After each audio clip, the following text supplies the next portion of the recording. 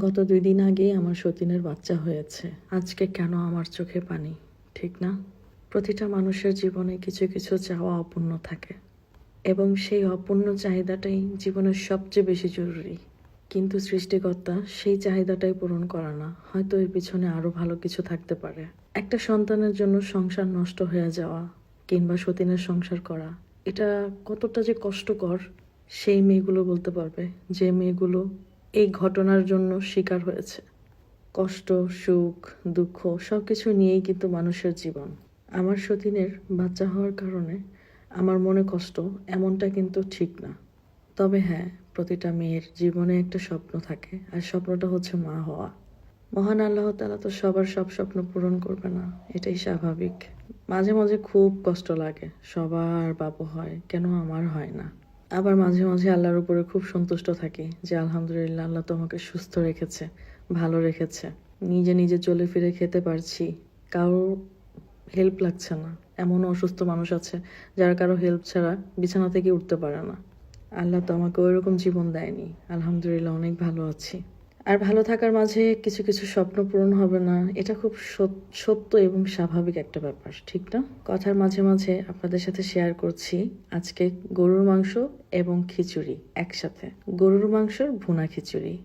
ভাতের চাল, মুসুরির ডাল, খেসারির ডাল এবং মুগের ডাল, মাসকলাইয়ের ডাল, সব ধরনের ডাল একসাথে ধুয়ে নিয়েছি। আদা রসুন বাটা, গরম মশলা বাটা, হলুদ মরিচের গুঁড়া এবং একটা নাগা মরিচের আচার এবং সয়া সস দিয়ে আজকের এই খিচুড়িটা রান্না করব। আজকের খিচুড়িটা জানি না কেমন হবে, বাট খুব খেতে ইচ্ছা করছিল আমাদের।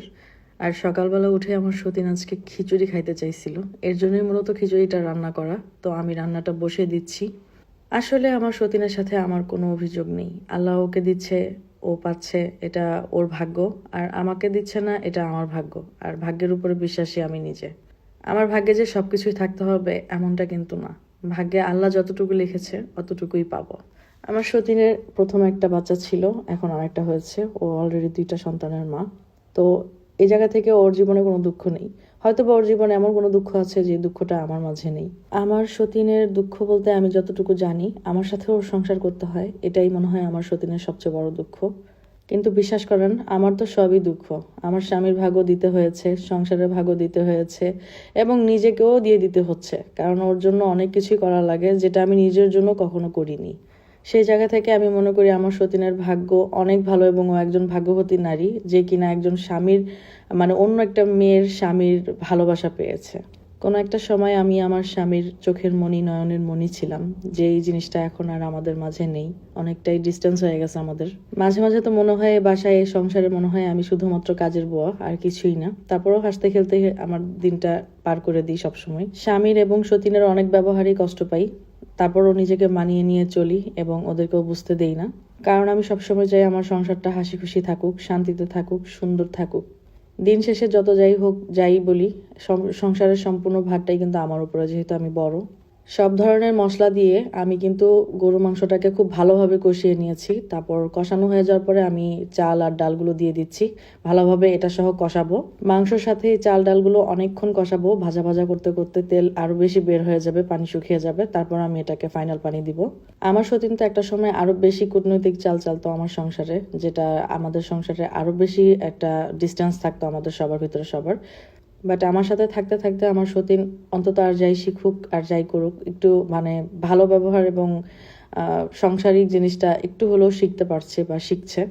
এখনও যতটুকু ভালো আছে, ও আগে এতটুকু ভালো ছিল না। ওকে আমি অনেকটাই চেঞ্জ করেছি। যদি আমার ধৈর্য থাকে হয়তো বা আরও চেঞ্জ করতে পারবো, কিন্তু আমার কতদিন ধৈর্য থাকবে সেটাই বলতে পারছি না।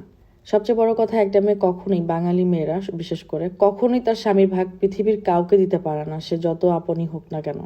সেই জায়গা থেকে আমি এবং আমার মতো অনেক মেয়েরাই কিন্তু সতীনের সংসার করছি এবং সতীনকে স্পেস দিচ্ছি, মানে নিজের সংসারে।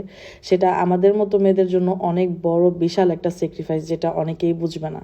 দেখেন, একটা মেয়ে কখনোই ভাত কাপড়ের জন্য তার বাবার বাড়ি থেকে শ্বশুর বাড়িতে আসে না। বাবার বাড়ি থেকে শ্বশুর বাড়িতে আসার একটা কারণ, একটা বিশ্বস্ত হাত, একটা ভালোবাসার মানুষ।